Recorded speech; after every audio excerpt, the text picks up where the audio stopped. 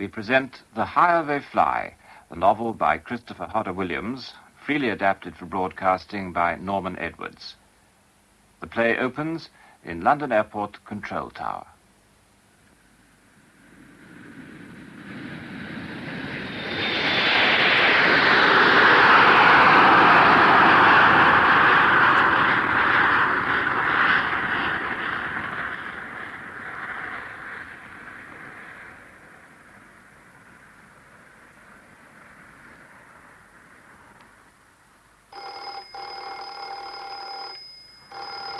Ministry of Aviation Watch Supervisor Scrivens here. What? Oh, what sort of gear? Oh, very well. Come to my room and report. Well, Scrivens, I'll be on my way. Well, goodbye, Captain Fleming. You can drop the captain. Surely you know that I've been grounded. Not allowed to fly anymore. Oh, no. I showed the white feather on a check flight and had to let co-pilot Truman land the plane. There's no secret about it, is there? No, I'm sorry. So am I. Very sorry. Especially because I can't remember a thing about that flight. Amnesia. You're not well, Fleming. Sick leave's what you need. And the sack is what I'll get. Come in. Ah, Forbes. Now, what's all this about finding gear? This is part of the stuff, sir. I found it on the perimeter track as I crossed over by the boundary lights just after the last jet got off. But this is a piece of main undercarriage lock. Anything else? Well, there's the remains of a wheel out there and some other odds and ends. You didn't see the wheel fall? No, sir. Too dark. Well, Captain... Oh. Fleming, how bad is it? I'm grounded. I don't count anymore. Look, you're an engineer as well as a pilot. I'd value your technical opinion. How bad is it? I don't know yet. But I don't think the pilot can get down. But he must. 70 passengers. What you're holding, Scrivens, is part of the hydraulic gear from the undercarriage. You better let the radar room know, because if the owner of this bit of gear tries to get his undercarriage down, he won't be able to get it up again either. Well, as long as he can get it down, I can't see how that matters. Oh, well... He's only lost one wheel out of a total of 8. Well, you'll see what I mean when you have a look at the drawings, and then... Fleming, you all right? Yes, I'm all right. I thought you were going to faint. You're in bad shape, Fleming. I'm a lot better off than those poor devils up there. I must radio the pilot. Oh, I'd like to help. Yes, Fleming, but I can't allow you to intervene officially. It'll be up to the pilot to decide what to do. Yes, I suppose so. I forgot that I'm the big failure around these parts. Oh, this is no time for self-pity. Forbes. Sir? Get along to the radar room, give them the facts, say I'll be along in a jiffy. Very good, sir. Fleming. Yes? Speaking unofficially, Yes. you check flew that Jet 4 a year ago, didn't you? Yes. I suppose you know that aircraft inside out. As a matter of fact, I do. But I certainly don't know how to land an aircraft that size with an undercarriage that's going to be at right angles to the line of flight when the pilot lowers it. Between you and me, what do you think the pilot should do?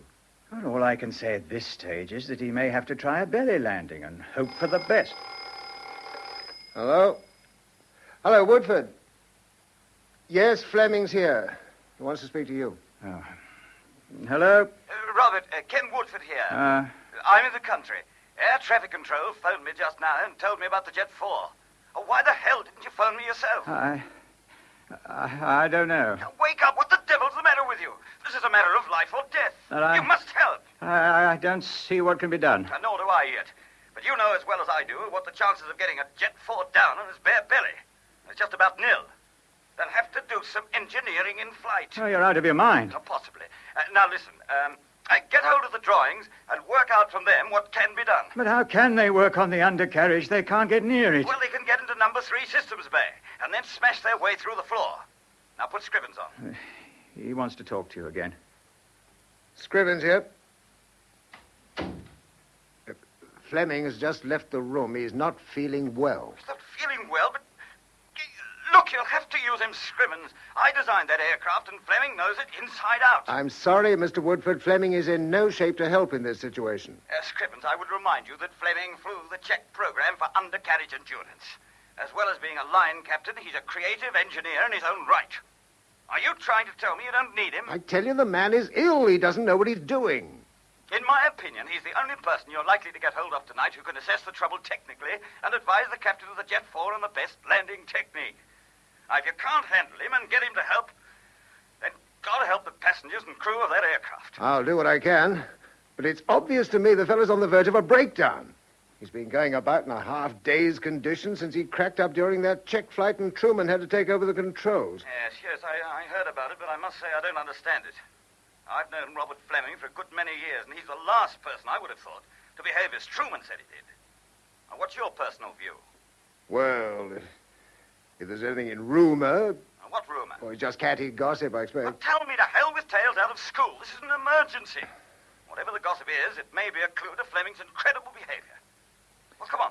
Out with it, Scrivens. Well, it concerns Fleming's girlfriend. Julie, yes. I've met her. What about her? Well, I said that Truman's been poaching.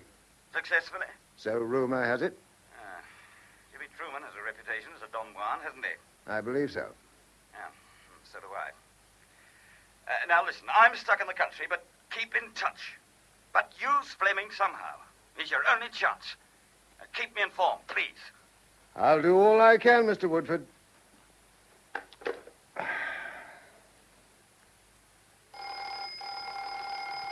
Hello. Oh, Talbot, yes, I'm coming to your office now. Have you found out which plane? Oh, you have. State Lines 46, London to New York.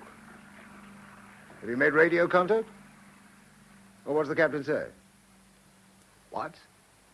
He's not sure? Well, my God, if he's not satisfied... Talbot, I'll be with you right away. I want to talk to the captain myself.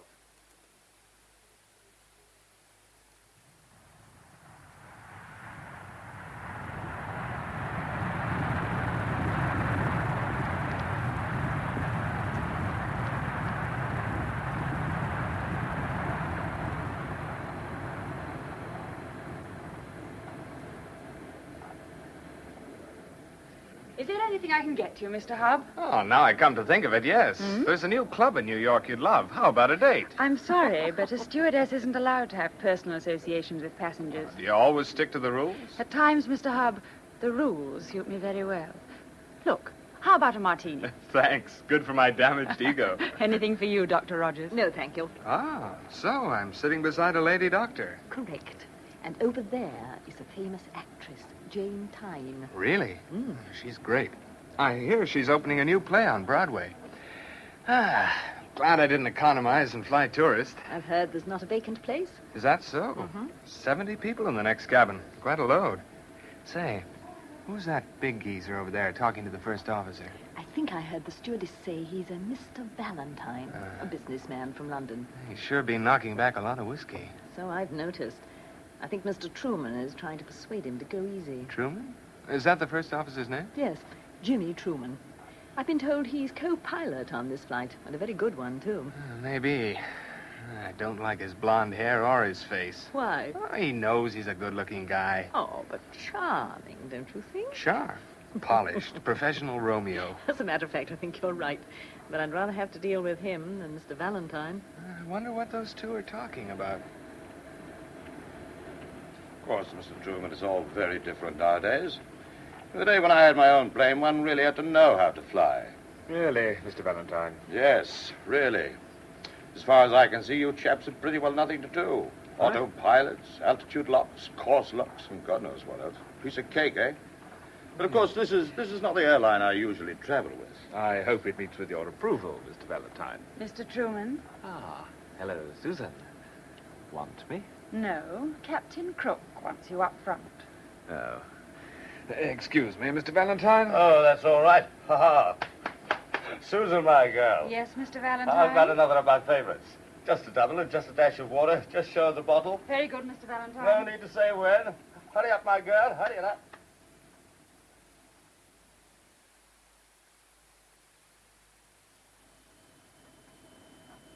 Perfect idiots, Jimmy. That's what they are. Why? And who are they, Captain? I've just been talking to Scrivens on the RT. He wants to know if we still have an undercarriage. What? What do you think, Jimmy? Any wheels down there, do you think? It seemed all right at takeoff. You notice anything, Jeff? Huh? 5 degrees right, Captain. Yeah, where are we going, Perkins? The Tate Gallery? There's a beam wind picking up all the time, Captain. Right, all right. 5 degrees it is. Now, repeat. Did you notice anything at takeoff? Well, I had a vague feeling that something hit us. A sort of thump. I felt it rather than heard it. Yeah? I'm sorry, I should have mentioned it to you before. No, forget it. Wouldn't have made any difference. Look, do you think you could get your great body through a very small hole? The servicing duct? Number 3 systems bay. Oh, I'll try. Tight squeeze. I'm the fat boy of Peckham, you know. Now, listen. If we have hit anything, you should see that the hull has been dented. In number 3 bay, you'll be right above the retracted wheels. Yeah. If that's where the trouble is, there may be some damage visible from the inside. Meanwhile, we must depressurize. Airways have authorized us to go down to 10,000 feet. Yeah, well, I'll have to tell the customers. Pass the microphone, Jimmy. Yeah. Thank you. Ladies and gentlemen, this is the captain speaking. We are going down to an altitude of 10,000 feet, and I am about to depressurize the aircraft. You will probably find no difficulty whatsoever in breathing when I let the wind out, so to speak. But if you do have, you've only to press the red button above your heads and an oxygen mask will drop down. There is no cause for alarm, but one of my crew will be inspecting certain equipment. Please do not smoke, although you may move around as much as you please. I shall be making a further announcement later. Thank you. Well, Dr. Rogers, what do you make of that? A jovial understatement, Mr. Hubb. Yes. Even at Yale, I got to know you British love understatements. Losing 20,000 feet in order to depressurize. Yeah, I wonder what the trouble is. Flaps, undercarriage? I don't know much about aircraft. Nor do I. But this one has a bug in it somewhere. The captain was too offhand. Stewardess? Yes, Dr. Rogers? Can I get anything for you? Your name is Susan, isn't it? That's right. Susan Eccles. Oh, stewardess. Too formal. Susan it is. Fine, that's okay by me. Do you know what the trouble is? Trouble? Oh, there's no trouble. Captain Crook is one of our most experienced pilots. Rather than leave you in the dark, he prefers to let his passengers know what is happening. Stewardess! Stewardess! Hey, my girl! Oh, Service! Service! Empty glass! Coming, Come on, my sir. girl.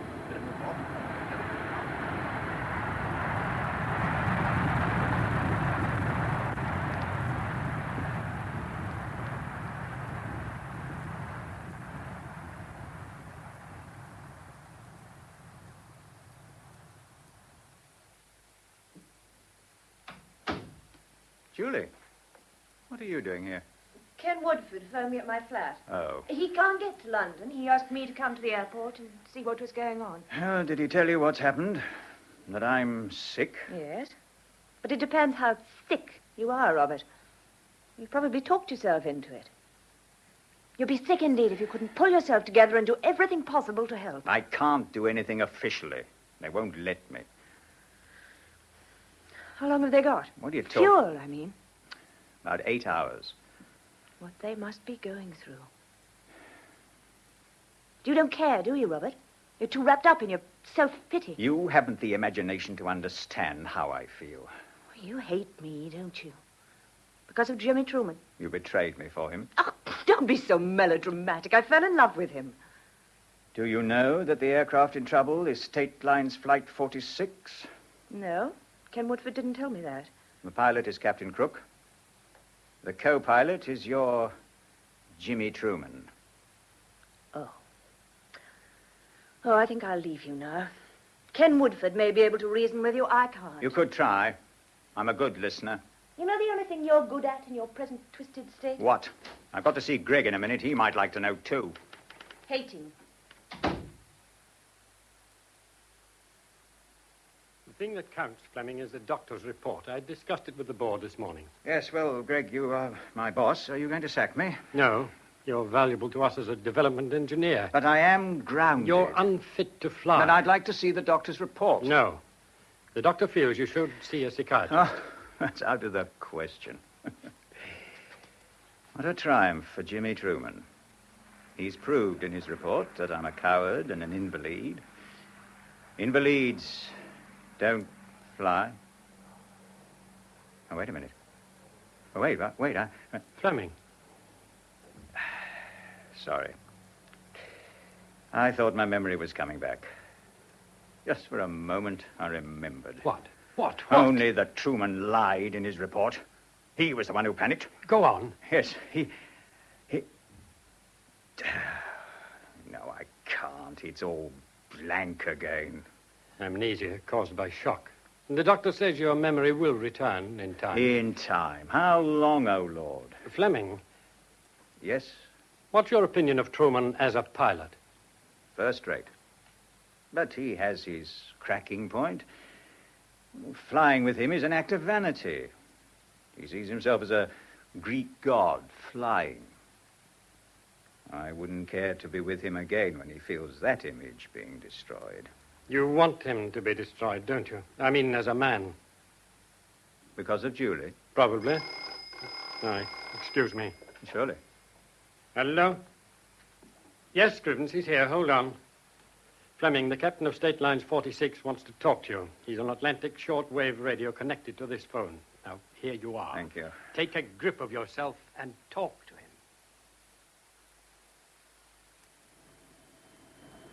So that's what I propose doing, Fleming. Yes.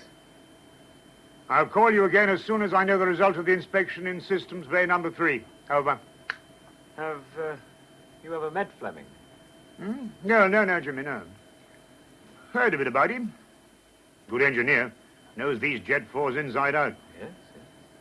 Sounded a bit jerky on the RT. He's been grounded, you know. Lost his nerve. Yeah. So I heard, Truman. Yeah. Well, now go and have a look at the customers, Jimmy. Will you say a few nice words to him, if necessary? I will.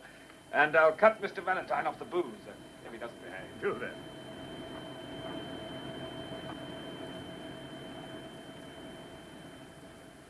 Valentine's thirsty again. Looks scared, too. He's the type that panics. We may have trouble with him. Stewardess! Stewardess! Coming, sir. Can I get you anything? I want the other stewardess, not you. I'm afraid she's busy at the moment, sir. Young woman, I'm used to getting what I want. Get me a large whiskey and hurry. Very good, sir. Susan. Yes, Dr. Rogers. Can I get you anything? No, but don't let that creep get you down. I'll handle him for you if necessary. Thanks. He's scared, you know, and that makes him worse. He's one of those men who make you feel quite naked. But I've met his sort before. I can manage him. Oh, I wish I knew a girl who would manage me. Well, that shouldn't be difficult. Hello. Here's our handsome Mr. Truman again. Oh, I wonder what's cooking. He looks worried. And nervy. I wonder how the captain's feeling. Captain Crook has a first-class reputation, sir. Excuse me. Oh, Loyalty. I like her. me too. But if she calls me sir again, I'll burst into tears. What's that? Just Valentine again, ringing for service. He would. Gee, I'm beginning to dislike that guy.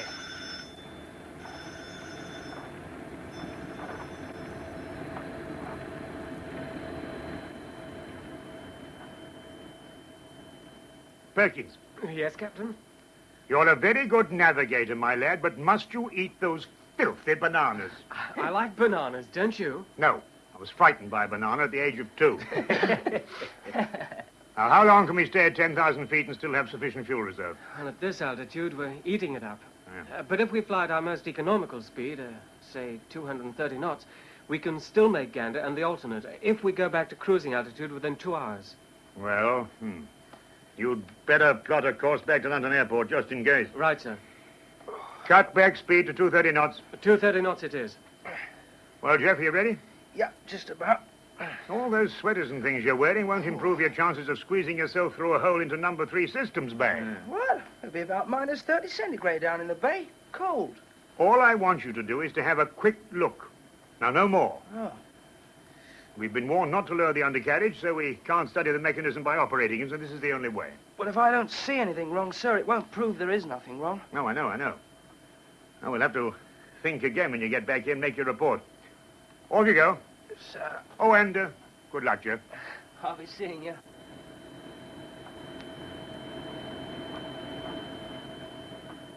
Jimmy, Yes, Captain.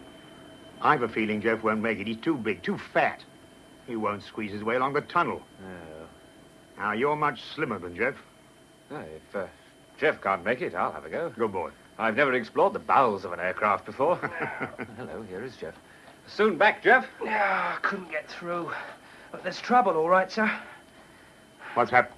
I don't know exactly, but when I opened the pressure hatch in the floor, just forward of the first-class cabin, there was a hell of a slipstream.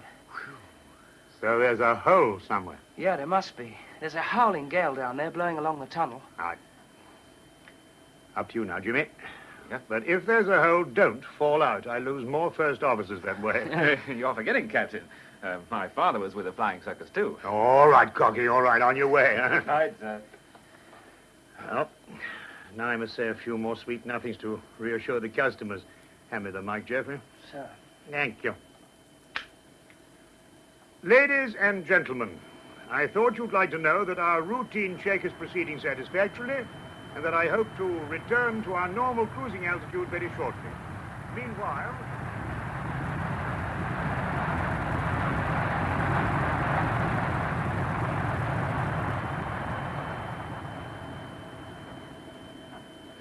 $230 knots is indicated, sir. Slower than a dead dog's funeral. Good heavens, are you eating another of those filthy bananas? First officer back, sir. Now, Jimmy, did you get into the systems bay? Yes. Trouble? One wheel missing from the port side bogey. What? Camshaft gear missing. Bits of tire tread all over Now, the now place. take your time, Jimmy. Easy. I want to know in detail about the damage.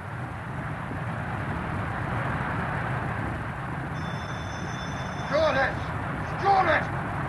That damn fellow! Stewardess! Stewardess!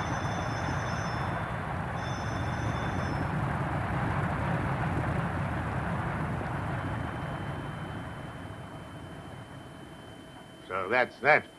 That all, Jimmy? Quite a bellyful. Quite. We're probably committed to a belly landing, too. Or ditching. How lovely. Jimmy? Yeah? Tune the VHF to 1260. If we turn back, I shall want to talk to Shannon as soon as we're in range. Very good. Truman, are you all right? What do you mean? Nervy, aren't you? No.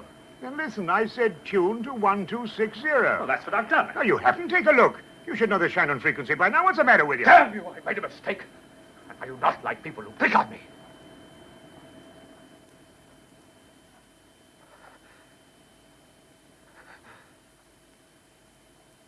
Sorry. I want to apologize. There isn't time for that.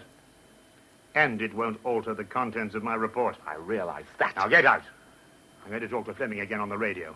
It won't help him to know that you're listening. Look out. You want something, you put it in your point. Put this! Hold it! It's crazy! Simmons, get out!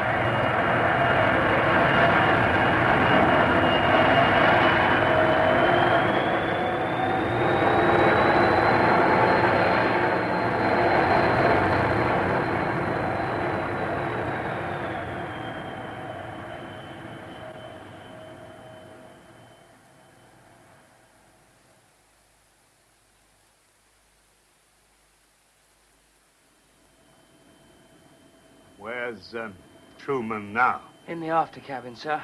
Dr. Rogers has given him a sedative. He won't give any more trouble for a while. He damn near had us in the drink. Yeah. It's a marvel the elevator didn't break. Yeah, what did you make of it, Bergen? Oh, mental, if you ask me. Gone off his nut. I've thought for some time that Truman was boiling up for something. Just now was his breaking point.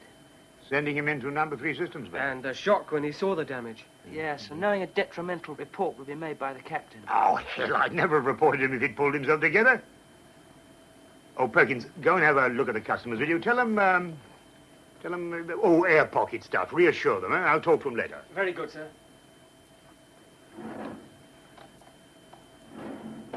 Now, Jeff, this is what we do.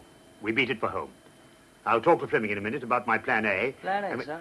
Yes, plan A. To ditch this aircraft in Southampton water if it's not too choppy. She'll break her back. Yes, but there's a sporting chance she won't pitch over. Now, plan B, if the sea is rough or for any other reasons, I'll belly land her at London Airport. It's a nasty bang and all that, but, well, you never know, do you? There'll be lots of foam available and ambulances. Very impressive if we make it. Why, we might even get mentioned in the newspapers. Oh, now you are being morbid, sir. Is there a plan C? Yes. Now, Jeff, You and I will evaluate this chap Fleming when I talk to him again, and we'll give ourselves a deadline. If we decide to try and do any mid-air engineering at all, I say we need a minimum time allowance of 4 hours. Agreed? Yeah, agreed. But who's going to tackle the job? I mean, I can't squeeze my fat body down there, and Perkins is a navigator, not an engineer. And Truman... Well, you can write him off. Well, I can't lead the control, so there's only one chance left. Is there one, sir? Yes. See if we can find a passenger volunteer with some engineering experience. Hardly a chance in a million. We haven't even looked for a volunteer yet. So, is it plan A or B? Or should we keep an open mind until you've heard from Fleming on the RT? If he has a plan, well, it'd better be good, that's all I can say. No, I agree with that. Ah, isn't it damn silly? Here she is, flying as sweet as a migrating bird, and all that's wrong is something that hasn't got anything to do with flying at all. Yeah, pity about Truman. He's had engineering experience. Oh, you can bet about him, he's cracked up. How a bloke like that gets past a psychiatrist beats me. Hey, you know, Jeff, I'm beginning to wonder what really happened on that check flight. The one that grounded Fleming? Yes.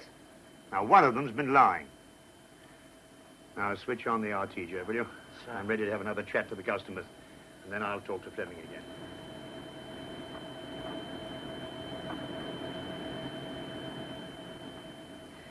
Well, the captain sounded very calm and collected. Air pocket. Not on your life. Then what made the aircraft pitch upwards like that? I don't know, Dr. Rogers, but it scared me stiff. That doesn't make you original. Take a look around. Yeah. Valentine's going to have apoplexy by the look of him. And Miss Tyne had a shard of liquor all over the place she's studying. She's pretty calm, though. She looks annoyed. But most of the passengers seem frozen stiff. Shock. They'll chatter like magpies in a minute or two.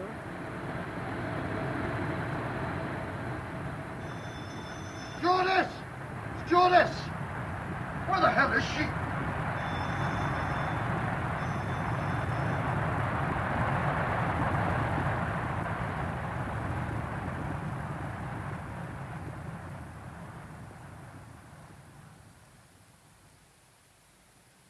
While you've been talking to Crook, Robert, I've been studying the drawings of State Line's Jet 446. Oh, Greg, so what? I see you've made some notes. Yes, a rough outline of what I think could be done. If Crook reports back that it's his aircraft that has lost a wheel. Yes, if he's been damaged, and I'm sure he has, it means that if he commits himself to my plan, there's no way back. It'll be a difficult decision for the captain to make. Oh, just a minute, Robert. I promised I'd phone Ken Woodford when I got here. Oh. Excuse me, will you? Yes, sure. Get me Bresham 5-4, please. Do you know Dawlish? No. He's a director of the airline. Oh. He's making things difficult for Scrivens. After all, this isn't a ministry decision. All Scrivens can officially do is make sure that every possible aid is given to Captain Crook. Yes, well, of course, this always... Greg here. Any fresh news from Crook? No, not yet. Dawlish is being a nuisance. He's been on the RT to Crook saying he mustn't trust anybody. I see. Fleming with you? Yes, Ken. Is he all right? I'll let you know in a few minutes. I'll ring you back. All right. Well, Robert, be ready with your technical stuff as soon as you can. Mm-hmm. By the time I've dealt with Dawlish and his idiot barrier, there won't be much time left. Oh, incidentally, I saw that girl Julie in the corridor just now. What's she doing here? Ken Woodford asked her to come here. Oh, why? He thought she could help me. Not a hope.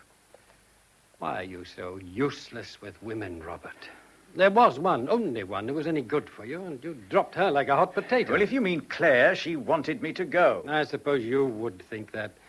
Of course, if you give a girl the idea you may cut your throat, what's she supposed to do? Hide all the kitchen knives? Oh, she spoke to you about all the... Yes, but I'm not going to talk about your love life now. We haven't time. Just remember this. When you talk to Crook again, he's one of State Line's best captains. Don't apologize for yourself. I'd prefer you to speak to him. I bet you would. Nothing doing.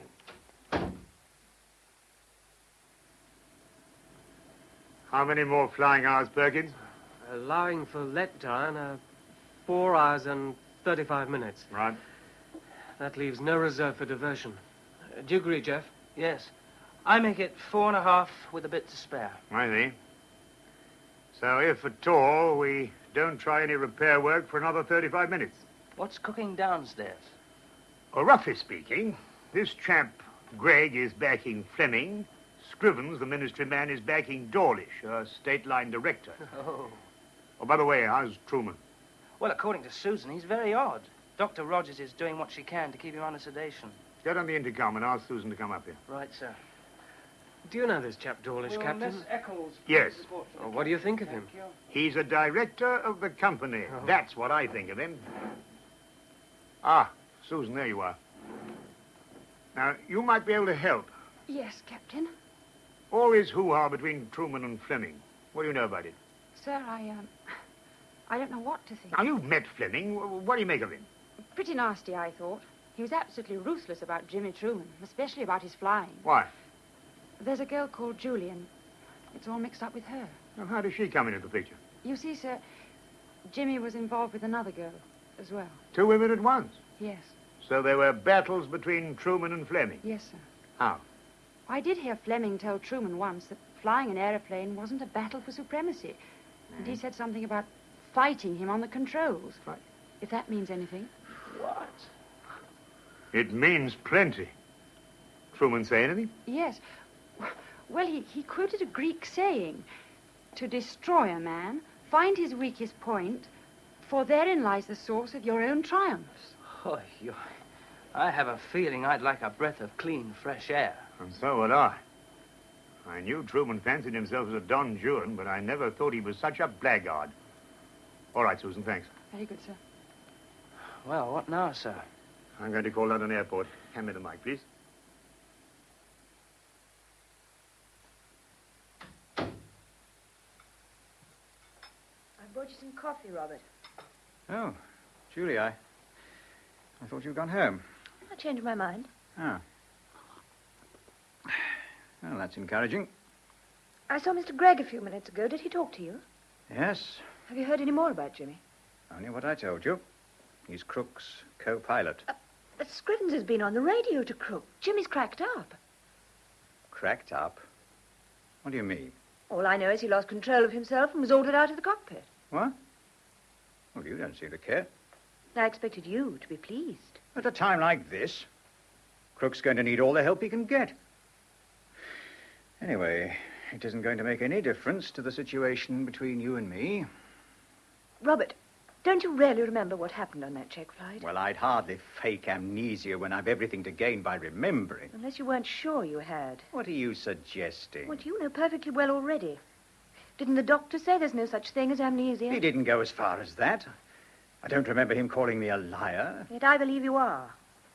The wrong way round. The wrong way round? What the devil are you talking about? You said it yourself. You'd hardly fake amnesia if you had everything to gain by remembering.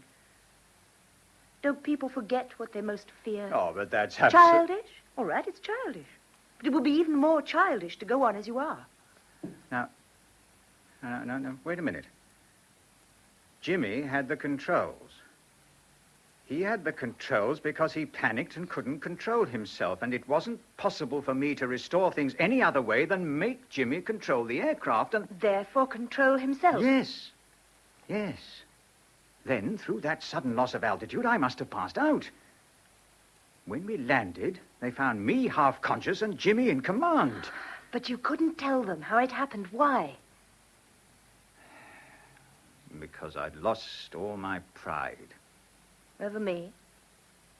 Yes. Well, now, Julie, you better go home. I have a meeting. I've got to think. Gregg can't handle that chap Dawlish alone. Robert. No. No, this is something I've got to do on my own.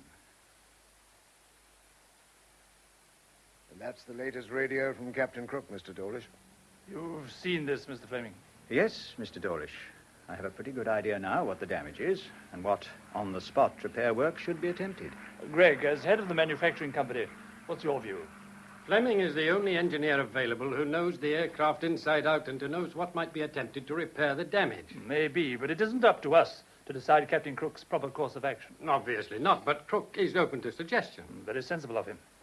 But it's up to me as a director of state lines to ensure that the suggestion comes from the appropriate quarter. You have talked on the radio to Captain Crook? I have, Mr. Fleming. You felt obliged to tell him that, in your opinion, I was in no condition to offer advice. I'm afraid that's so. But don't you think that any engineering ideas I put forward might be assessed on their own merit? The matter of who puts forward opinions to Captain Crook is one of the utmost importance, not to mention the motives for doing so. But surely, sir, my motives are obvious, Mr. Dawlish. What are your motives, Mr. Fleming? The same as yours and mine, Mr. Dawlish, to help Captain Crook in every possible way. Quite so, Scrivens, quite so. But Mr. Fleming is a discredited pilot. Oh. Surely his motive is to make a comeback. That's totally uncalled for. Oh, yes, Greg, we all know that Fleming's one of your bright young men. Look, we're all getting head up and time's running short. Let's stick to the point. Very well, Scrivens. Well, my point is that it isn't so much the plan, it's the man. You pick your own men, Dawlish? Yes. You picked Truman? Yes, and didn't you find him acceptable? I did, a mistake. So we were both wrong about him, weren't we? It's by no means clear what happened up there tonight. Oh, come off it, Dawlish. The captain slung Truman out of the cockpit. And the man you're asking the captain to trust was also slung out of a cockpit when he lost his nerve and had to let Truman take over. Mr. Gregg, did you believe the report that Truman filed against Fleming? I had to accept it. What do you think now? I think, Scrivens, you should ask Fleming direct. I'm sure he'll tell the truth. Well, Fleming? Well, there was something weird about Truman that day. Oh, I admit I handled him badly. As I say, there was something weird about him which I didn't see in time.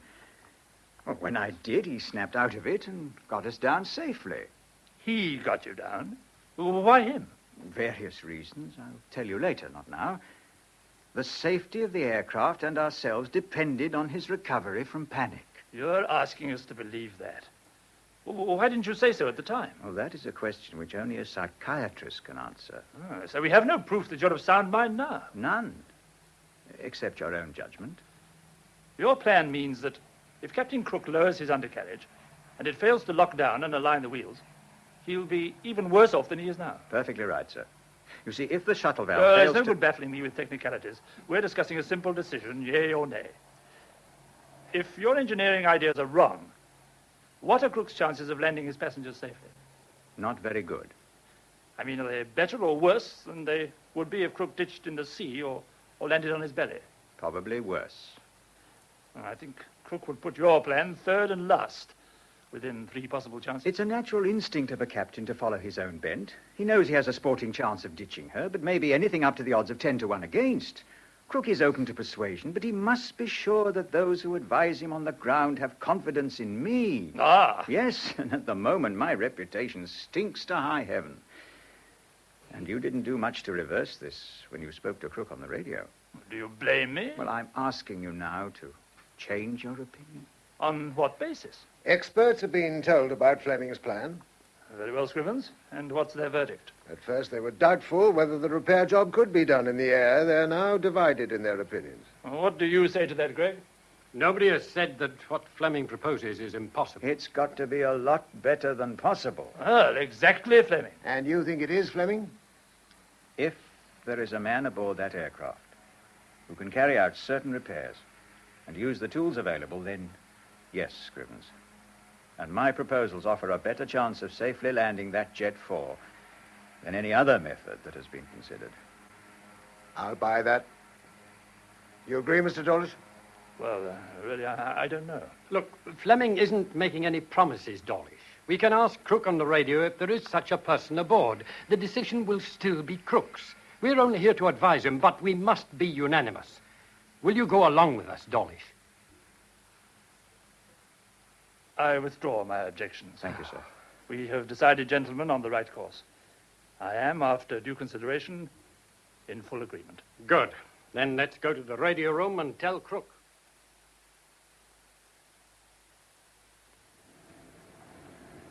On the contrary, Mr. Hub, you're an open book. You'll settle down and marry and rear children until you're blue in the face. Well, if you know that about me, Doctor, it's a pretty damn depressing forecast. I wonder what you thought of Truman when you first talked to him. You're predictable. Others are not. I dare say that Mr. Truman might have struck me as immature if I'd examined him at his last medical. But then so do you. Ouch. You'll get over it. You seem to know what I'm going to do next. I hope so. Do you own a car? Yeah? Well, why do you ask? What do you do when it goes wrong? Take it to a garage? No, as a matter of fact, I like to do my own repairs. You're a bit of a mechanic, in fact. In a kind of way, Doctor. Say, I feel pretty silly calling you doctor. Don't lady doctors have first names? On special occasions, yes. My name's Dulcie. Well, amateur motor mechanics have names, too. Mine's Jack. Tell me about your practical experience, Jack. Well, I went up to the auto center while I was in England to find out how to soup up my latest. They taught me one hell of a lot. Mm-hmm. Boy, when I've operated on my she-devil, she'll go like a bat out of hell. How predictable is that? That's exactly what I hoped. Only better. I don't understand. Oh, I'm sorry, but it was necessary to make sure.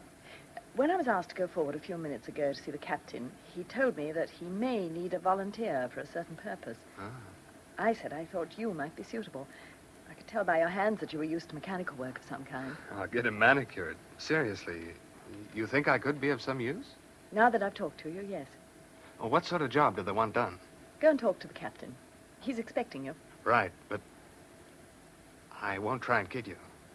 I'm scared. You'd be a bit of an idiot if you weren't. Hey, you. Mr. First Officer, Truman, isn't it? Hmm? Mind if I sit down next to you and talk? No. That little bitch Susan, the stewardess, won't answer the bell. I want a drink. You want one?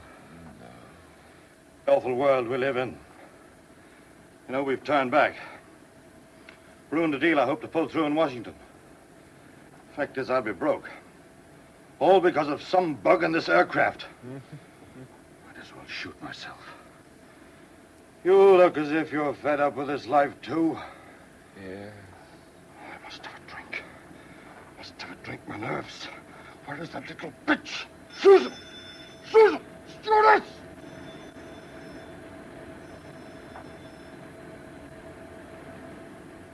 Susan, Yes, Dr. Rogers? that last drink you took to Mr. Valentine, how did it affect him? Well, it seems to have quietened him. At least he stopped shouting and swearing and trying to make Mr. Truman talk. And Mr. Truman? Oh, that sedative you gave him has almost sent him to sleep. Is Mr. Hubb still in the cockpit? Yes, he is. Dr. Rogers, Mr. Perkins told me just now that Mr. Hubb seems to be a bit of an engineer. He says he's volunteered to try to do some repairs. Do you know exactly what it is he's going to do? All I know is that they're fixing up a long lead to the radio so that Mr. Hubb can talk to someone at London Airport who will tell him how to make the repairs. Mr. Hubb will be working in number 3 Systems Bay, so the captain will be able to talk to him too. That's the tunnel that runs right along the aircraft under the floor, isn't it? Yes, I think so. I know there's something wrong with this aircraft, but I wonder what it is and how serious. Look, the light over the loudspeaker. The captain's going to talk to the passengers. Ladies and gentlemen, I want you to listen rather carefully to what I'm going to say, because you will all know by now that there's a bit of a snag with this aircraft, and I don't want you to get the idea that things are worse than they really are. That's why I'm going to tell you the facts. As a flying machine, I want to assure you that there is nothing whatsoever wrong with this aeroplane. She's in excellent form. And if we didn't have to land somewhere, sometime, there wouldn't be any problem. However, it gets monotonous if we don't come down sooner or later, and we prefer not to run out of fuel before we arrive somewhere. When we took off from London Airport, one of those rare faults occurred to do with the undercarriage wheels, which now means that we are faced with some difficulty in landing in the normal way. I can tell you now that myself and the rest of the crew, together with expert engineers on the ground, have worked out a means whereby the undercarriage can be repaired in flight. I hope you will forgive us for the inconvenience caused to you. We are now going to descend to an altitude suitable for the work that has to be done. Now, it may be a bit bumpy. If any of you feel the air a little rarefied for comfort, you can, as I told you before, obtain oxygen by pressing the red button overhead. It's all free. Thank you for listening. I shall be saying a few words later. That's all for now. Well, well, I thought you were going to end up by telling them to take their partners for the next dance. Oh, good heavens, did I ever do it, Jeff? Well, it might be an idea to play some music over the speakers. Oh, Perkins. If you walked into your bank to ask for an outrageous overdraft, would you put on a brand new suit? Look, you must never gild the lily, old boy. It makes people wonder why it's so necessary. I'll remember that. I'm going to need an overdraft pretty soon. Oh, what? My wife wants me to buy a house. Oh, Struth, at a time like this, Jeff, he has to go all domestic on me. Well, Perkins, just don't forget to put the stairs in like some friends of mine did in the heat of the moment. Oh, very funny. Fleming will be calling us any minute now, Joe. I'll have everything ready, sir. What about the emergency axe? I'll grab one from the bulkhead. The one here's too big. Isn't Hub back from the loo yet? No, he's talking to Susan. Oh. Dr. Rogers was right when she said he was predictable. Do you think he can do the job, Jeff? In the time we have left? Well, according to Fleming, Hub faces a hell of a complicated program, including locating the correct place in the flooring of number 3 systems bays and cut through it with an axe. No mean task, that. Eventually, if all goes well, he'll tell you when the time has come for you to lower the undercarriage. The moment when there's no going back. Well, let's skip the details, huh? Now, if we can get the wheels locked down, the job is to get the wheels facing fore and aft. I've allowed half an hour per side for that. The bogies are eccentrically pivoted, aren't they? Yeah, but the slipstream will force them hard up against the stop. See, getting enough leverage is going to be the problem. So that leaves us with a time problem, doesn't it? Yeah, but we forgot one factor. The extent to which it matters depends on Hub and the capacity of his lungs. Altitude. The rarefied air will slow him down. Yeah, and he can't wear a mask. It'll impede him too much. How much would our fuel consumption increase if we flew lower? Oh, she'd drink fuel like a dried-up camel at an oasis. Wait a minute. Wait a minute. Switch on the intercom. Yes, sir. Thanks. Oh, Susan, would you ask Dr. Rogers to come in and see me at once? Thank you. What's the idea, sir? Well, if Hub can't wear a mask, there's a chance the doctor can help him. Captain Crook? Ah. You sent for me. Dr. Rogers, at a guess, what's the physical condition of Jack Hub, would you say? I can't answer that for certain without examining him. Yeah, well, there isn't time. We're up against the clock. Hub will have to work fast. You're thinking of the rarefied air? Yes. Oh, it'll slow him down, especially on a long job. A 4-hour job. That's a long time. Of course, there are certain stimulant drugs that would help. Have you got any? No. Now, how the devil do we find out if any of the passengers have some without alarming them all? When does Jack Hub have to start the job? 3 minutes. I'll go now and see what I can do.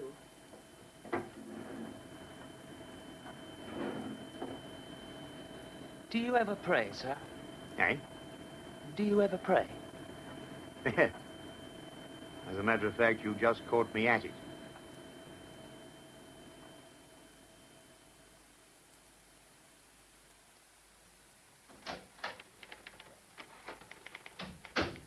There's some minutes to go before you're talking the radio to Crook, so I'd like to talk to you, Robert. Please do, Greg. Dawlish was impressed by you at the conference. Oh, I'm not letting that fool me. If I last out the next 4 hours, it'll be something of a miracle. It was something of a miracle that Captain Crook discovered that young Hud had some engineering experience. When he was telling me on the radio, I really crossed my heart. I hope Hub knows enough to understand the instructions I give him. And I hope I last the course. Oh, look. Oh, you know damn well, Greg, that people don't make startling recoveries from my sort of illness. I'm not sure that you aren't just sorry for yourself, to be quite frank. And, oh, well, forget it. Go on, Greg. You needn't mince matters. You're like a man with a stammer. You trip over yourself when there's no need, no damn need at all. That isn't what the doctor thought when I was grounded. So the medical report really interests you? It would, if there was any hope of my being able to fly again. Now, first things first, Robert. Supposing this plan of yours fails through no fault of your own. I'm not considering failure. Quite right. Nevertheless, you mustn't make a life or death issue out of it for yourself. That's just using it. Using it? Then you think the same as Dawlish. No, Dawlish can't see the wheat from the chaff. I know you do the best job that can be done. So the issue of why you are doing it doesn't really matter so far as the aircraft is concerned. But a doctor doesn't give up practice because a patient dies of an incurable disease. Yet that's what you would do given the chance. Greg, if that undercarriage can't be fixed, I don't believe I can be either. Then you'd better make out. Right. Here you are, Robert. You're hooked up by radio. Now get on with it. Right. Hello? My name is Robert Fleming, Mr. Hub. I'm afraid we've never been formally introduced. So I think it would be a good idea if we started off by you telling me something about yourself. Any luck, Dr. Rogers? Sorry, no. I see. I've talked to all the passengers. You'd think they'd never taken so much as bicarbonate of soda, the indignant way they reacted to my question. I had an idea that chap Valentine might have been carrying the sort of stimulants we need for Hub. Oh, Valentine gets his out of a bottle. How is he? Drunk. Uh-huh. And very indignant when I asked him if he had any hexamine tablets, and then lecherous. Oof. That man thinks he can pop into bed with any woman he meets. I suppose Jack Hub has started on the job? Yes. He got into the three systems bay without too much trouble. He's got a radio headset on a long lead. He's in radio touch with that chap Fleming. They seem to have gotten on to each other. Is he all right? Oh, yes. You were right, Doctor. Predictable. Plenty of guts. I'm not worried about him. No sign of altitude fatigue? Not so far. I think you better listen to Fleming and Hub, Captain. They sound a bit edgy to me. Perhaps you can cut in and referee. Right, Jeff. Give me the headphone. Hub. Yeah? You oaf. I said cut along the line opposite frame number 582. This is 582. How can it be? You say you exposed the hydraulic pipe. Yeah? Well, you're lucky you didn't hack your way straight through it. Look again, man. Yeah, all right. I have it. Marvelous. Now mark the line with a punch. There isn't time. What do you want, then? A can opener? I'll have to guess the line. No, mark it off, Hub. You won't gain time by taking chances. Okay. Wow, it's cold down here. Cut out the weather reports. Think about the job. You should be here. Sorry, can't make it. Done yet? Yeah? Now start cutting. No half measures. Okay. And tell me what you see as you cut. I prise the metal up. I'm looking down now. Yeah, I can push the flashlight through. What can you see? Looks like the locking gear. Can you slice off the metal panel you've cut without cutting into any cables? Yeah. Off with it, then.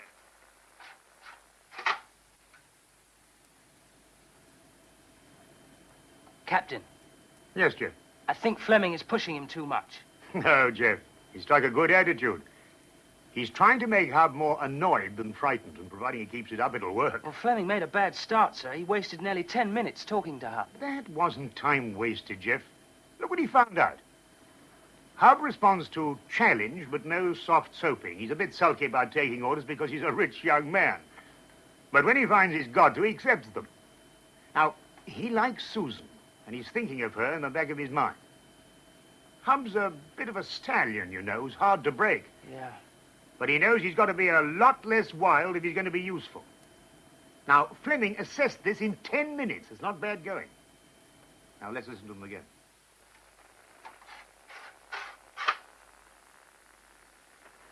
Well, that's done. Piece of sheet metal. Anybody want it? Keep it as a souvenir. Now, is your rope secure? Yeah, it's okay. It had better be, because if you slip, those undercarriage doors will give right under you. Now, look at the starboard locking gear. Is there a lot of slipstream blowing up? Yeah, half a gale. A lot of fluid around, too. Only one jaw engaged. The other isn't biting. Now, listen. When the captain lowers the undercarriage, can you see a way of getting down? You won't be able to stand on the doors, but you've got to be able to work with your hands. Oh, where will the knee joint be relative to the hull? Just inside it. I think I can kneel just by the hinge of the door. There's not much room, though. But enough. There's going to have to be. That's the spirit. But look, I tell you what we'll do. I want to change the order of events a bit so that you can take the other side as far as this, okay? I feel... What's the matter? Kind of dizzy. Put your head between your knees. Fleming. Crook speaking. Sorry to butt in. Hub will be all right. Just wait a minute. Very well. I'm going to have a word with my engineer. Call you back in a few moments. Hang on. Very well. Hub's beginning to feel dizzy. But what the hell can we do, sir? Hub can't last out if he's feeling dizzy already. No, he won't. You know, Dr. Rogers has a suspicion that tipsy tycoon Valentine may have got something useful on him, but he won't confess. Hexamine or something like that. It would help Hub a lot. We could search Valentine. Oh, see what you can do, Jeff. Yes, sir. I'm going to get Fleming again. Hello, Fleming? Hold it, Captain. Hub's talking. Sorry. I felt pain. I'm better now. Good, good. But, take it easy for a bit longer. You were telling me earlier about a girl named Susan. Where did you meet her? She's an air hostess. Nice? Very. How long have you known her? About 5 hours. Oh, fast worker, eh? I take it she's on board? Right, she is. And let's get back to work. Okay. You feel up to it? Yeah. Right, well, mark off the panel to be cut on the port side. Only be sure to get the right frame number this time. What did you say, Truman? My body has never belonged to me. Oh, I feel that way at times. Huh? Who are you? Don't you remember? Name's Valentine, a passenger. Where are we? We're on an airplane. Oh, yes. Yes. Flight 46 and... Oh, yes, I'm the first officer. I ought to get back to the flight deck. Are you sure you want to go back? What do you mean? I mean, do you like the crew, the captain, all that? Oh, no. I don't like the crew. They wear suits, and they think they're men. What are they really? Victims. They have ugly bodies, so they try to destroy mine. But what they don't know is that my body doesn't belong to me anyway. Doesn't belong to you? No. It belongs in Sparta. Long, long ago. And then I found it. And liked it. So it became mine. Of course, they in the cockpit, they can't find a body like mine. So they have to put up with what they have. Crook and Simmons and Perkins. And the bodies they have will grow old.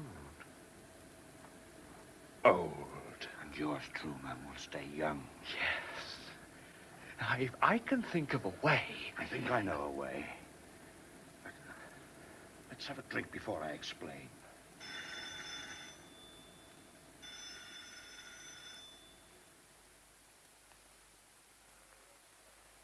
That's it. Well, now, Hub, we've got to shift that piece of tire tread from the port undercarriage lock. It's no good, Fleming. I can't shift it. How long is the steel bar you're using? I guess about 4 feet. Are you using it as a lever? Trying. Can't get a grip on it. Rest a bit. Take your time. Time, Jim. Time. Yes, sir. But Fleming's right. It won't help if he panics Hub about valuable minutes being lost. Can we start those engines a bit more, Jeff? If we fly any slower, Captain, the drag will increase. We won't gain anything.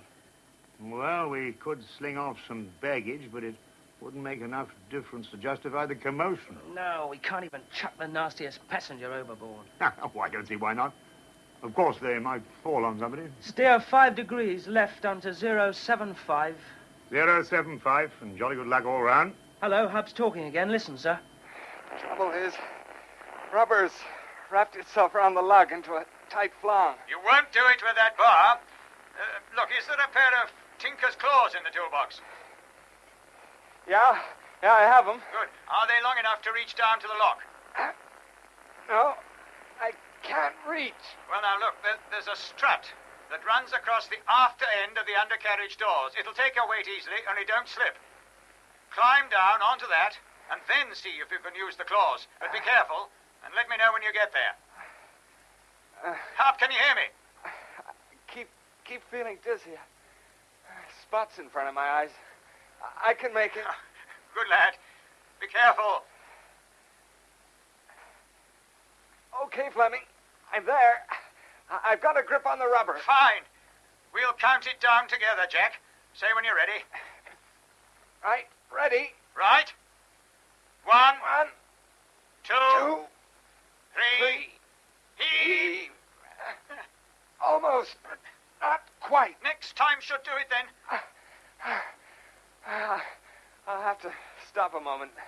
Get my breath back. Yeah, very well, but we better not stop too long, old chap. You know how bored the passengers can get. Well, Greg, you heard. Hubby's getting weaker. I heard, Robert, I heard. And we're nearly 15 minutes behind.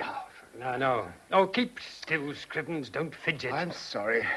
Are you still going through with this, Fleming? It's up to Captain Crook. If he wants to override this, he'll come through on the radio and say so, but I can't ask him myself. Why not? There's the hookup from the cockpit radio to Hub's headset. If Hub heard me, that would completely scupper his morale if Crook wanted to go on with this plan. We could call Crook on the other frequency. That way Hub wouldn't hear. What do you think, Scrivens? No, I agree with Fleming. Leave it to Crook. He must be just as aware of the problem as we are. Perhaps you're right. Hold it. Here's Hub on the air again. Okay, Fleming. I'm ready for another attempt. We've had enough of attempts. Damn you! To hell with your smugness! You're safe on the ground. I'm doing the job. That sounded like energy. Use some of that. I'll use it. 1, 2, 3. We made it. Well done. Very well done. Now, climb back into the systems bay. We're all set to get the undercarriage down. Captain Crook, can you hear me? Yes? This is it. If you give the order to lower the gear, it's hell or bust from now on. The choice is yours. Thanks, Fleming. We'll go through with it. It's your aeroplane. Don't worry. Even in the very best surgery, you have to take a few chances. Would you say the odds are in your favor? In theory, no. In practice, I think Jack Hub will manage somehow. Without pills. Somehow. I've never lost my faith in the illogical. How are tricks, Jack? Just got clear of the undercarriage. Captain Crook, you heard? I heard. I'm going to lower the gear now.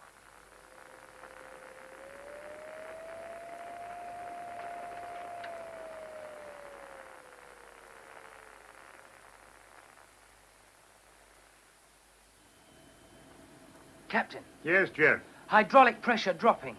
The wheels are down, the hydraulic fluid is drained from both tanks. Right. Now, we've committed ourselves, Jeff. 4 million quid's worth of machinery and 70 passengers and crew Yes, sir. in peril because one lousy wheel rim penetrated its own gut. As you say, Captain, just one lousy wheel. Must you start to eat another of those blasted bananas, Perkins, now of all time? That would be a good way, Truman. What do you think? Yes. Yes, the key to my immortality, Valentine. The gods are on my side. The instrument of retribution is in the cockpit. It hangs on 2 hooks. It's waiting for me, Valentine. Waiting for me. The axe. And go to the cockpit and use it. And we'll both forgive life for what it has done to us. Go on, Truman. Yes. Go on. Go on. Go on.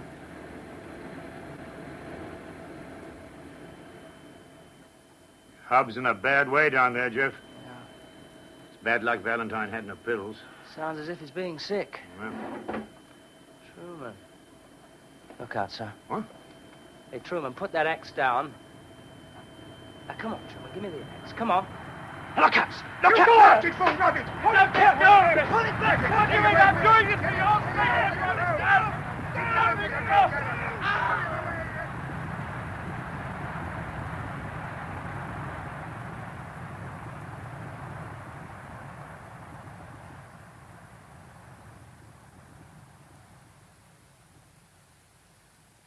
Captain Crook? Captain Crook? Hub? Hello? Hello, Flight 46, hello? No answer? No, Greg. That noise we heard before the radio cut out. Well, Scrivens, what did it sound like to you? Nothing I could interpret. Fantastic row. Who was it yelled, look out? It wasn't Crook. Try the radio again, Robert. Captain Crook? Hub? Fleming calling? Hello, Fleming. Crook here. Sorry for delay in answering. Oh, glad to hear you. We heard someone yell, look out, and then a damned awful noise. We were wondering what hit you. Nothing. Near miss. Truman went berserk. Grabbed the emergency axe in the cockpit and tried to smash the instrument panel. What? He's off his head, nuts. Good God, Truman, man. Go on, Captain. Well, Jeff Simmons spotted him just in time and warned me. I had to work fast, get him off balance, so I put the aircraft into a steep bank. I thought the wings would snap off, but they flipped back safely. And Truman? Toppled over and split his head open on the edge of the racks. Nasty mess, quite bloody. Literally. Is he unconscious? No, he's dead. Oh, no. Are the passengers behaving? Yes? And Jack Hub? Well, he's in a bad way. But he'll be all right again when Susan gets to him. Susan, the stewardess? Yes. We found some pills on Truman, not on Valentine. And the doctor, who's one of the passengers, says they're just the thing to put Hub on his feet again. Yes, but the stewardess, can she get to him?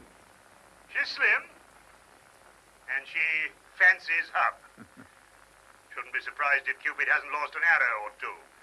And now, if you'll excuse me, I must say a few words to the passengers. They deserve a nice fireside chat. They've been very good, all things considered. Over. Ladies and gentlemen, this is the captain speaking. It would be idle to pretend that the lurch you felt a few minutes ago never happened. I have a backache to prove it, and I expect some of you have, too. However, that's over, and we're still flying. I want you to realize that we do maneuvers a great deal more amusing than that one in the course of our check flights, and we've never managed to get one of these things to fall apart. As yet. I promise you a smoother time from now on. I'll give you more information in a few minutes. Thank you. Whoa, much more of that, Captain. You'll have the passengers passing the hat round for you. Well, I tried to cheer them up, Jeff. Have you any comments to make, Brackens? Have a banana, sir. Oh, I don't believe it. No. Switch on the radio, Jeff, and let's hear if Fleming and Hub are still on speaking terms. So, cheer up, Jack. Your girlfriend Susan's on her way with some pep pills. Do you feel up to some light electrical work? Yeah, I think so, Fleming. Good. Have a look around and locate electrics panel number 18. Yeah, I have it. How many external contacts has it got? 7. Then that isn't it. You have your left hand on it now. How the hell did you know that? Remind me to tell you sometime. The contacts are color-coded. You want blue and yellow and green and yellow. Yeah, I have them. Now connect a piece of insulated wire to each. But whatever happens, don't let the two wires touch until the other jobs I'm going to ask you to do are completed, because if those wires touch prematurely, then you'll jam everything. And the wheels won't lock into the fore and aft position. Understand, Jack? Yeah, I understand. So it'll be best not to bare the ends of those wires until we're ready to make contact. That way you will be perfectly safe. Have your pliers ready? Okay. Oh, hang on. Susan's just got here with the pills. What's the joke? Susan says they're dangerous if you take more than 2. Dangerous how? Supposed to make one feel very loving. And as soon as she gets back to her normal work and you get on with the jobs I want you to do, the better for all of us. I wonder. Robert, are you feeling faint again? No, Greg, just difficult to concentrate. For heaven's sake, pull yourself together. You're Hub's eyes and hands. You've got to know what he's doing as he does it. Fleming! Listen, Hub's calling you. Captain Fleming, can't you hear me? Are you receiving me? Yes. Yes, Jack, you're coming over quite clearly. Hardly any static. Oh, for heaven's sake, what do I do now? Do? Do what? Didn't you understand what I said? Just after Susan left me, I caught my foot in the locking jaws, and I can't free myself without using the jury strut. Try and use it. I can't reach the strut. Are you in pain? No, but what shall I do? What shall I do? Hold on a minute, Jack. I must study the drawings again. I'll think up something to help you. Hurry. Time's running out on us, and I'm freezing. Robert. Yes, Greg? Let me down now, and you'll never show your face again in a man's suit of clothes. Talk to Hub, sound cheerful, and think, man, think. Yes. Hub, are you getting me? Yes, clearly. Have you tried getting clear by leaving your shoe behind? Yeah, no good. The pressure's too tight. Is there any hydraulic fluid on the floor? It's lousy with it. Where exactly is the strut you want to use as a lever? I mean, relative to your position. It's about 6 feet to the left. Starboard side. Yeah? Stand by, Jack. Captain Crook, did you get that? Yes. Then will you swing your aircraft round to the left without banking her? That way, the strut should slide across the floor towards Hub. You're a cunning devil, Fleming. Good idea. Jeff, mic, please, and switch on to the cabin loudspeakers. I must have a word with the customers. Ladies and gentlemen, I'm going to maneuver this aircraft rather sharply. Nothing to worry about, but hang on to your drinks. Never waste liquor. Now, Jeff, give me full throttle. I don't want to stall her, and we need quite a whip round to make that strut slide towards Hub. Over to you, Blaine. Right. Now, Jack, be ready to catch the end of the strut. Yeah? Otherwise, it'll go clean through the undercarriage doors. Carry on, Captain Crook.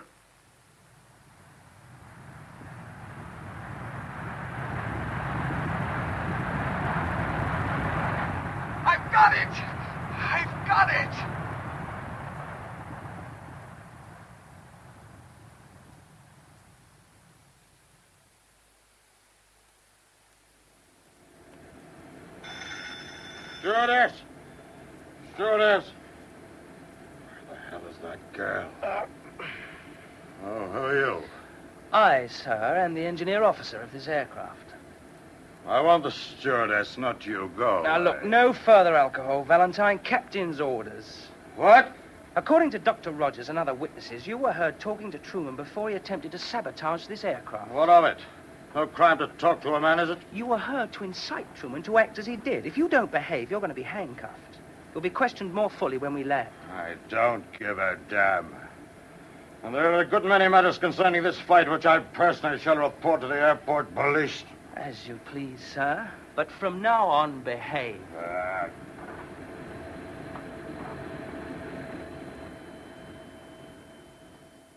Well, Jeff, how did Valentine react? Bluffs and threats, sir, but he's cowed. He won't give any more trouble. He'd better not. Can you give me an exact figure for fuel, Jeff? How long will it last out? Yeah, I've worked it out, allowing for a steep let down and a straight run approach. 22 minutes. Right.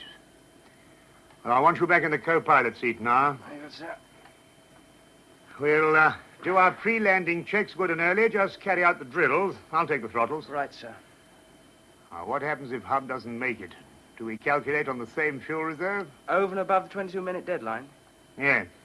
Well, sir, I've had to think of the residents in the London airport area. You know, if we ran Yes, dry. yes, of course, Jeff. Yes, yes.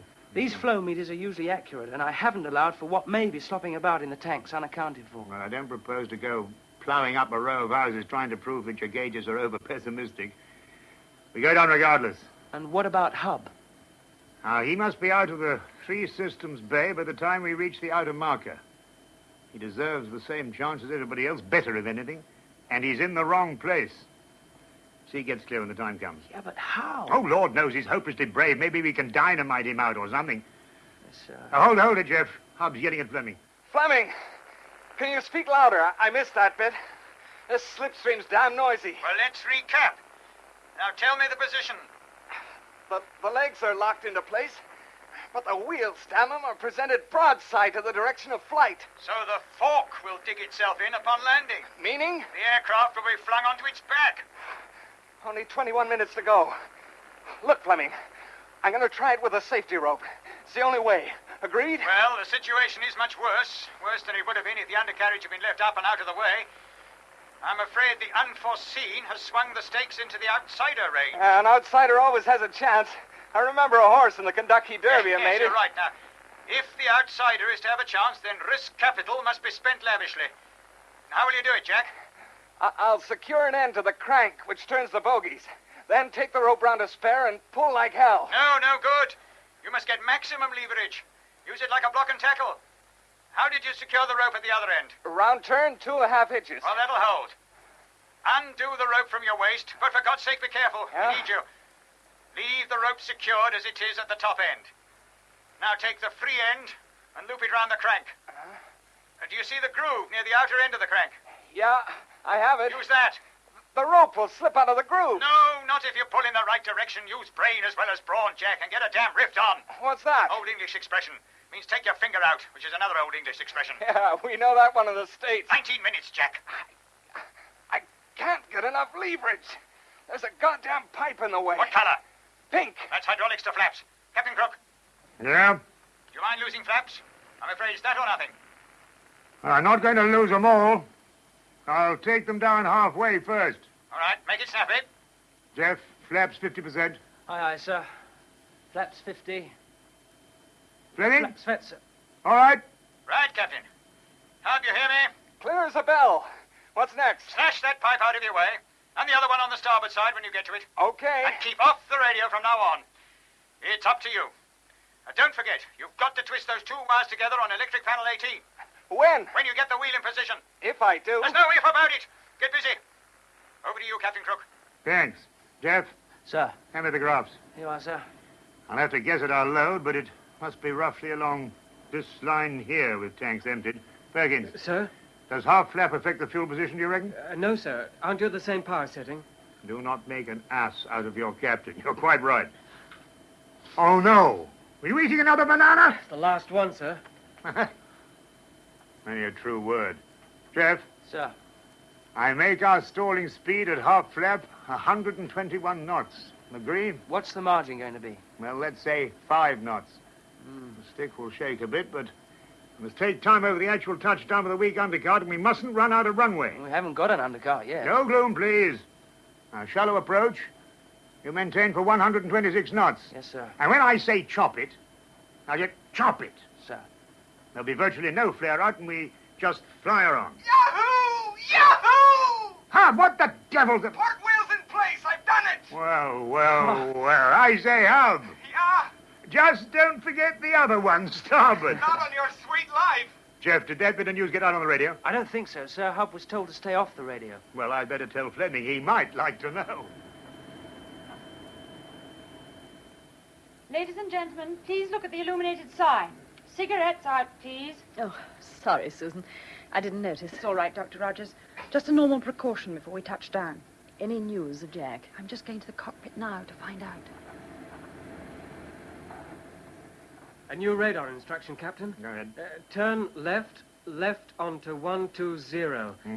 Intercept localizer and report. Cleared for descent at your discretion. Understood, Perkins. Mr. Perkins, can you tell me... Oh, don't ask questions now, Susan. Quiet. Jeff. Sorry, sir.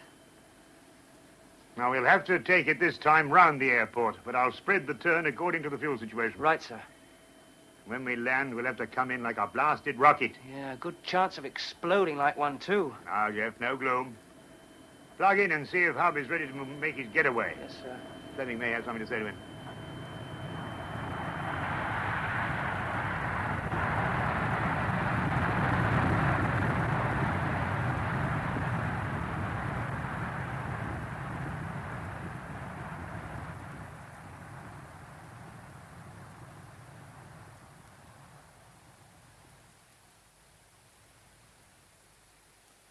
Greg? Yes, Robert?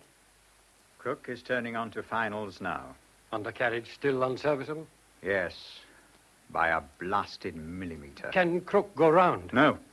Doesn't want to rip up houses. Oh, he's right. Isn't that what you'd decide if you were him? Yes. Hub, come on, man. And if they don't make it, how will you feel then? Same as you, Greg. You know. It'll be tough after all this. They will have to do something about that undercarriage design. This has all been caused by insufficiently protected equipment. So you warned us 2 years ago, Robert, and we didn't listen. I was told your report was dynamite, and now I know. Hold it. Hold it. Simmons is calling Hub. Hub? Hub! Yeah? Get out of there. Captain's orders. We're crash landing, so get out now. No, I'll be damned if I do. I gotta find the pliers for those 2 lousy bits of wire first. I dropped them somewhere. Captain, he won't come out. Up to him. What's our airspeed? 127 knots, sir. Belly land with all that useless undercarriage hanging down don't make me laugh. If Hub can't fix that thing, well, Jeff, this is the big bang. Yes, sir. There are the runway lights now, sir. Nice and clear. Oh, God. Did ever a runway look so short?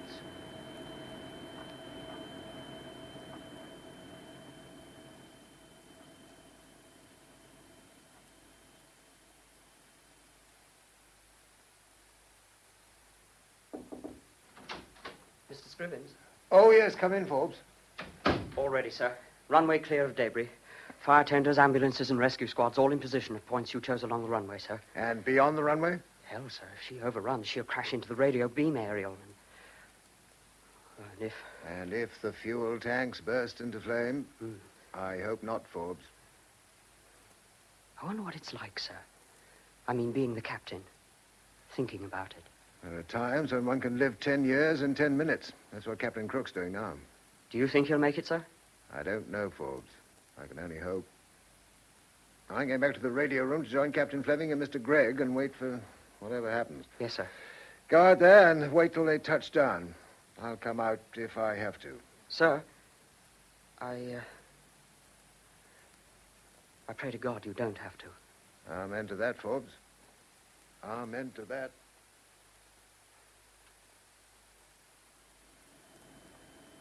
One, 2, 6 knots, Jeff. Hold at that.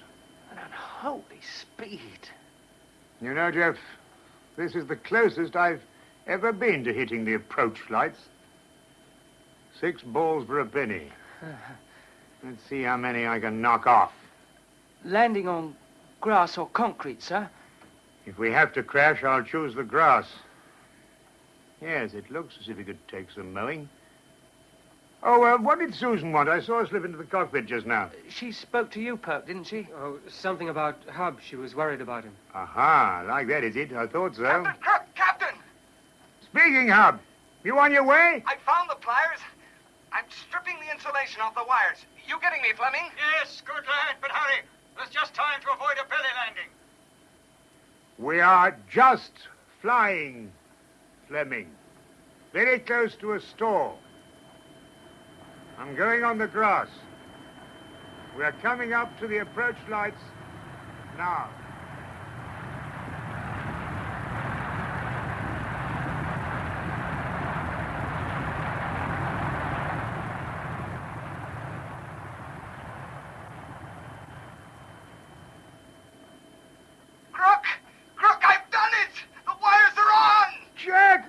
In the nick of time as the hero Zebedee saved the girl from a fate worse than death. Father Brunette! Pink! Are you out of your hole, Jack? Nearly. I'm taking off the headset now. It's no use. In the way. As you please, Jack. One thing, Captain. Yes, boy. The next time you almost lose your pants, you can damn well do up your own fly. Famous last words. I hope not. I'm landing now. And let's hope those blasted bogies stand the strain. Hey, dear Jeff. Sir. Here we go. And I only hope we don't run out of grass.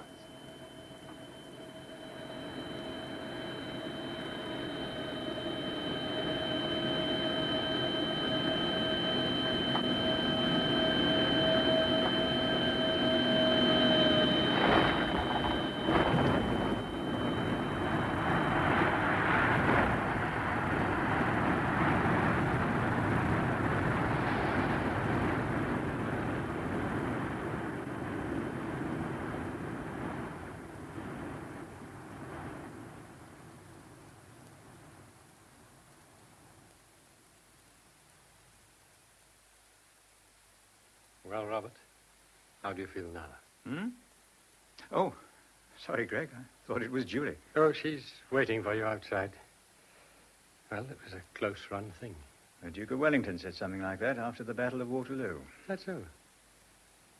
Well, your plan worked. They're down safely, thanks to you. Oh, no, the medals go to Hub and the crew. Agreed, but how do you feel now?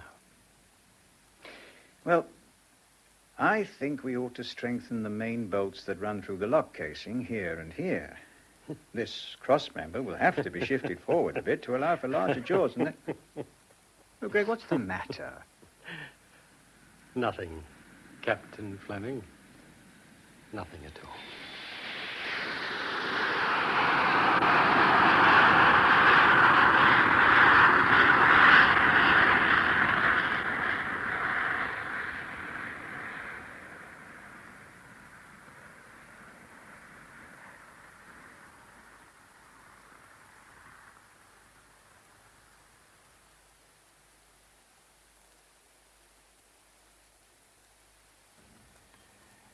In The Higher They Fly by Christopher Hodder-Williams, adapted for radio by Norman Edwards, Robert Fleming was played by Peter Claughton, Jack Hub by Peter Marinka, and Captain Crook by Howard Marion Crawford.